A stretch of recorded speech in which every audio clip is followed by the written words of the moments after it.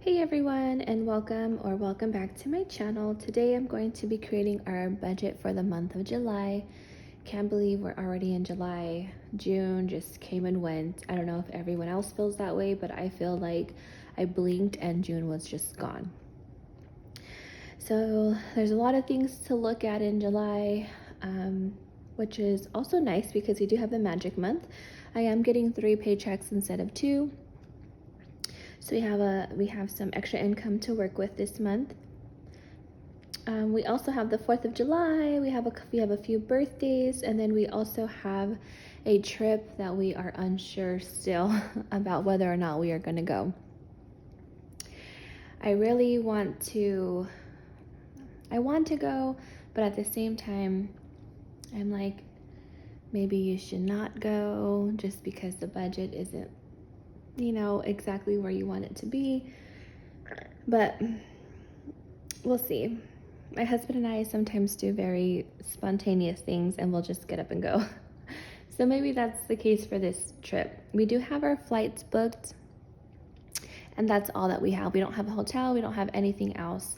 And the only reason why we have our flights is because I did book those with points. And worst case scenario, if I want to cancel that trip, I can just get my points back. So I'm not too concerned about losing anything, but I do have the flights at least. But anyways, July we also have back to school. This is the last month that I have to get my kids ready for school. They start like early August. My son's going to 4th grade, and my daughter hopefully will be going to kindergarten, but at minimum she will be going to preschool. My daughter's birthday is in the fall, and in Arizona, if you're not 5 before September 1st, you have to wait like the next school year to go to kindergarten. She's September 18th. So we'll see. I've been working with the school to see if potentially that she can get in early. I think there's a test that she has to do or something. I haven't really spoke with the person about that yet because the testing is like at a different school, and it's summertime, and every time I call, nobody answers. So I don't know. I'll have to try and find a day to like get down there and maybe go to the office, see if they're there. I work Monday through Friday, 9 to 5. They're only open Monday through Friday, probably like 8 to, I don't know, 3 maybe. I don't know what a school hours are in the summertime, but if worst case scenario, my daughter's going to preschool, so we have to get the kids ready for that. I'm very grateful for the extra income that we're getting. It's like a perfect timing to be able to beef up our savings for the kids so that we can get them all the things that they need for back to school. So that's what our July is looking like. So yeah, let's go ahead and look at the numbers. So starting with our income, let's see. For me, since I am getting 3 paychecks, my normal paychecks, the first one is usually about 115, and then 245, and that's just because I have different deductions that come out of my paychecks, and one of my paychecks gets an extra deduction, so one is always less than the other. The third paycheck, I'm expecting it to be the 2045 as well. So for me, I'm going to be bringing in about $6,205. We are expecting a payment of $180. My husband normally gets paid about $1,650. That's usually what he brings home. And it's $3,300 a month. And other income, I never budget for anything, but if something does happen, I like to have a placeholder to put it. So for the month, we are expecting about $9,685. All right, so looking at all of our bills, we want to make sure that these are all paid. Our HOA comes out monthly, and that's $102. My city credit card is $124. US Bank is $74. Netflix is $17. Insurance, this is car insurance for my cars, and it's $400 a month. That's for 3 vehicles, full coverage. Our alarm bill for the house is $60. Verizon is $242. For my Verizon bill, this includes 2 cell phones, a Gizmo watch for my son, the Wi-Fi for my house, and then it also comes with Hulu, Disney Plus, and Apple Music for the family. So I think it's a pretty good deal. I've had Verizon for many, many years, and I really don't know what the prices are for other carriers. I've been very happy with the service that Verizon, has. Like, I feel like I get service everywhere, and it's pretty fast. So that's important to me. But I don't know. What do you guys spend monthly on your phone plan? And what does it include, if any extras? The water bill for our house is about $115. This one does vary month to month, but I feel like I have a pretty good understanding of how much we use. It's usually less than this, but for summer months I did increase it, just because we have like a small pool that we bought for the kids, and sometimes, we fill it up and they go out there, and so that might waste extra water during summer, but I'm expecting it to be about $115. Natural gas for the house is $44. This is on like a monthly budget pay kind of deal, so I pay a fixed amount every single month, and then like once or twice a year it gets reevaluated, and if it needs to go higher, it'll go higher, and if it needs to go less, they'll drop it down, just depending on what I've used throughout the year. And the same thing goes with my SRP bill, which is my electricity for the house. I would prefer to pay a fixed amount for electricity because I'm in Phoenix, Arizona, and right now we are in the middle of summer and it is hot, okay? Like, it is hot. And without like the budget-friendly plan, June, July, August, maybe part of September, majority part of September, you have your AC running. You do not want your AC to not run. And sometimes, depending on the size of your home, your AC can be anywhere from $300 to $400 a month. So I would much rather pay the fixed amount. I know exactly how much I'm paying every single month. Even in the winter time when we don't use as much electricity, I'd rather pay this than having to fork up a few $100 for a quarter of the year. So, my own personal opinion. It's hot in Arizona, like really hot. And then next we have our car payment. We only have one car payment at $553. We do have a loan outstanding for $600. My city credit card is $345, and then our mortgage is $1,595. So these are all of the bills that we have every single month. One day, all of the debt payments will be gone, and we'll have so much money free in our budget. But until then, these are the bills that we have to pay religiously. The only other thing that I wanted to add here is we do have one extra bill that is due this month, and it's due on the 20th, and it's my Southwest Airlines credit card. So I do have a Southwest credit card. It does have an annual fee. I have gone back and forth about whether or not I want to close the card. I know closing cards are bad for your credit, especially since this credit card has a huge limit. I don't want to lose that credit utilization. But at the same time, the credit card is $149 a year. Yeah, it's pretty pricey.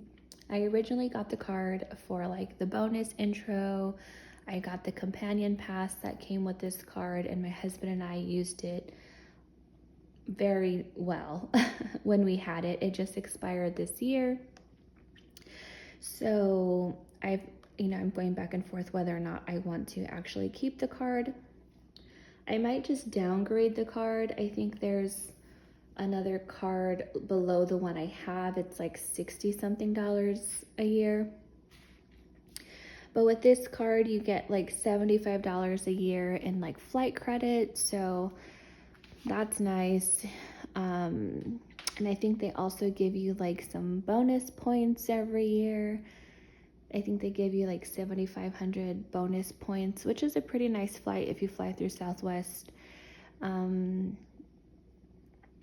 They also give you like free I think they give you 4 upgraded tickets every year as well. So if I used all of those perks, it would offset the cost of the Southwest price.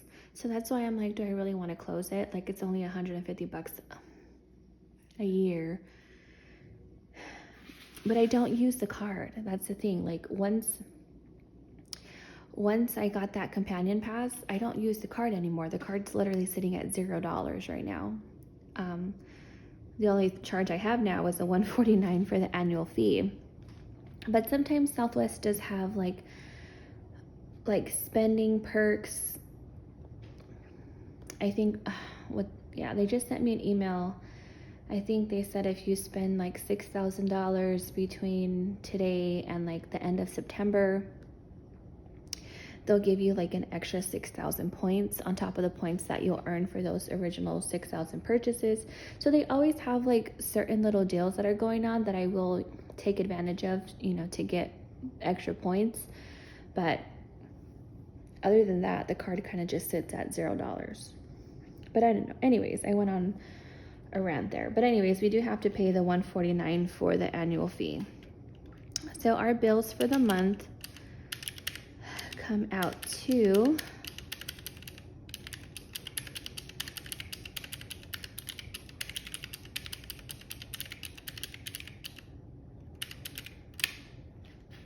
$45.98.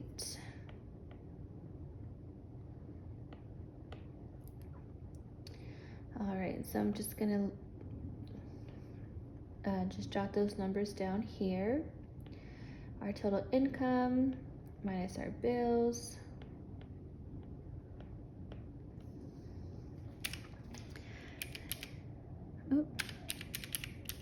So we do have $5,087 left over. So let's look at our variable expenses next. Whenever we get paid, my husband and I both get $300 to do whatever we want with. That's our spending money for our things. I don't budget every single dollar that, that comes in and, budget for my husband. He gets his money and he does whatever he needs with it. So if he needs to get haircuts, if he wants to buy stuff, if he needs new clothes, new shoes, whatever the case may be, that is completely up to him. He uses his $300 amount however he chooses. And the same goes with me. So since I am getting 3 paychecks, I'm gonna get a total of $900 for the month. My husband's getting 2 paychecks, he's gonna get $600. I budget mine in cash, my husband does not. So we have $3,887 left. Our grocery bill right now, we're doing about $500 a month. Household is $100, and gas, we're gonna drop it down a little bit to about $3.50.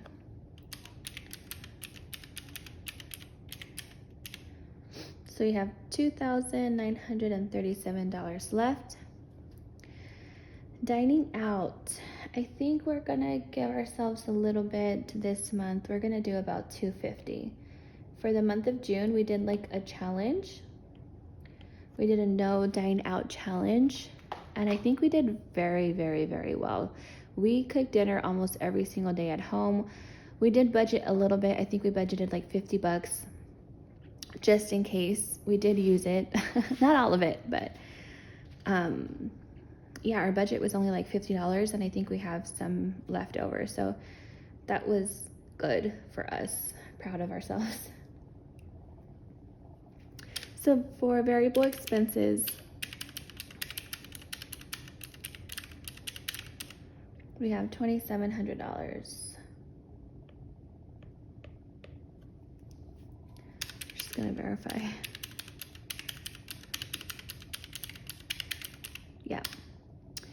Okay, so $2,700 in variable expenses. So anything left now can go towards savings and sinking funds. 9,685 minus 45,98 minus 2,700. So we have $2,387. This is where I am unsure.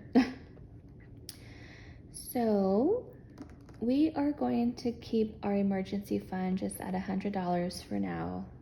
I know it's terrible, but Christmas, we really need to increase it because we only have $250.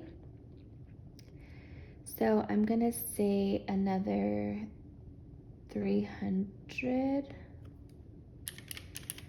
to get us to the goal of $1,000 by December. My life insurance is $29, have to do that.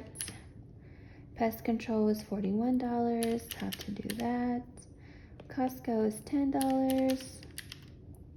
Car maintenance is $100. Okay, so I have a new one here. If you guys are, returning from my channel, if you watched previous videos, I do have a new sinking funds that I need to save for, and it's my car tags. My car tags are due in October, and they may be about $400. So I figured if I save $100 a month between July, August, September, and October, I'll have the money ready for the payment. So I'm gonna put $100 towards my car tags. I'm not gonna budget anything for my anniversary. That's for my 10-year wedding anniversary. We usually just put any money that we earn from cashback credit cards to that for now, and that's, since it's a little bit of a ways away, we've been investing the money instead of putting it into a high yield savings account. So the last two categories that I have are my kids and my vacation. So I think we're just gonna throw $1,000 at vacation, and then the rest is gonna go towards our kids, which is $700, and that's gonna leave us with $7, and that's gonna be a buffer. So $1,000 at vacation. I'm gonna do it regardless of our trip or not in July. And the reason why I'm doing that is because we are also going on another trip in October. In October, we are going to be going to Pittsburgh and New York City. My dad is a huge Pittsburgh Steelers fan. I'm from Arizona, Phoenix, Arizona, born and raised. So was my dad. And back in his day, there was no football team in Arizona. So he naturally, followed another team, and that team is the Pittsburgh Steelers. My dad just turned 70 years old in March, and my siblings really want to take my dad to go see a game live. He's never been, and I think, he will be just over the moon if he can go see them live, in their home stadium. So my siblings and I, we decided to, let's do it. Let's take dad and go see a game. But we also want, to include our mom. And my mom's dream is to go to New York City. So we're going to be going to both New York and Pittsburgh. So we're going to be flying into New York, spending a couple of days there. Take my parents around New York City, kind of see all the things that they would love to see while they're there. And then we're going to take a train, or we're going to rent a car. We haven't decided just yet. From New York to Pittsburgh. We're going to watch the game in Pittsburgh, and then we're going to come home. So that is another trip that we have coming in October. So regardless, if we go on this trip this month, we'll use that money for the trip this month. If we don't go, we'll save this money for the trip in October. So either way, the money is going to be spent.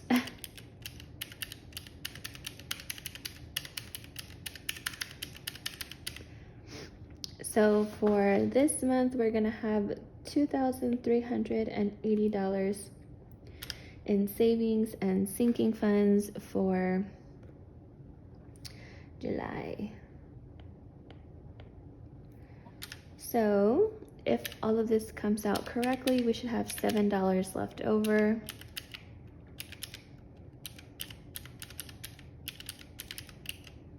Yep, $7 left over, and then that money will kind of just be a buffer. We'll place it somewhere. Once the month is over, we have everything, all of our numbers,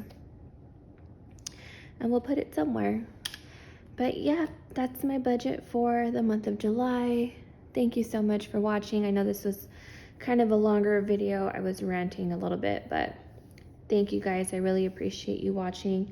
As always, please like, comment, and subscribe, and I will see you guys in the next video. Have a good day.